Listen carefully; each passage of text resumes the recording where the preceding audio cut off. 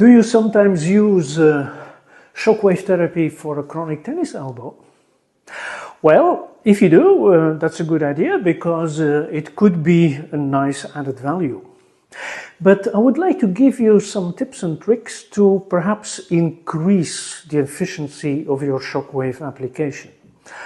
What I see very often is that when people use shockwave, they really treat the complete area. Yeah, they shoot over here, they shoot over there, and then they continue shooting over there and over there. It's like, let's say, killing mice with an elephant. Can we do it in a more specific way? Yes. But therefore, you have to focus a little bit more on your functional examination. And based on your functional examination, we can determine 4 different types of tennis elbow. And the first type is going to be a lesion over here at the anterior border of the femoral edge. This is the origin of the extensor carpi radialis longus. The type 2 tennis elbow is at the border of the lateral epicondyle, right over here, and this is really the most frequent tennis elbow. In about 90% of the cases, the problem is a so-called type 2 tennis elbow. If you go to the tendinous part, then this is a type 3, and the muscle belly part is a type 4. But a type 4 is really, pretty rare.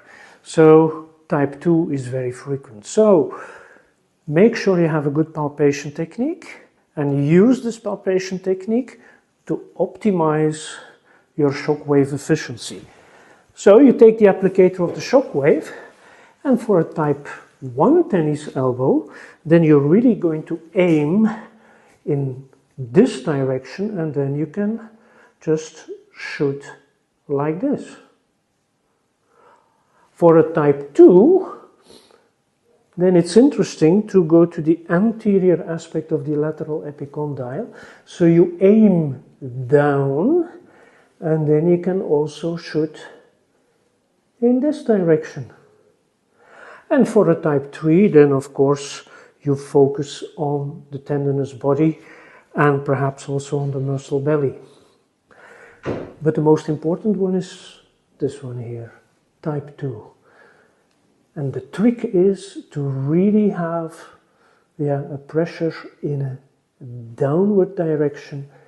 You are on the anterior aspect of the lateral epicondyle, and then you shoot like this.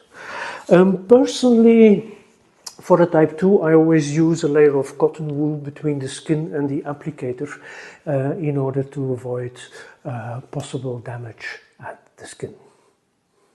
So if you would like to find out more about clinical reasoning, diagnosis and treatment of tennis elbows, then of course I refer to our international courses in musculoskeletal medicine.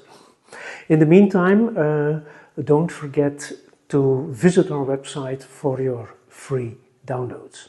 So, bye-bye.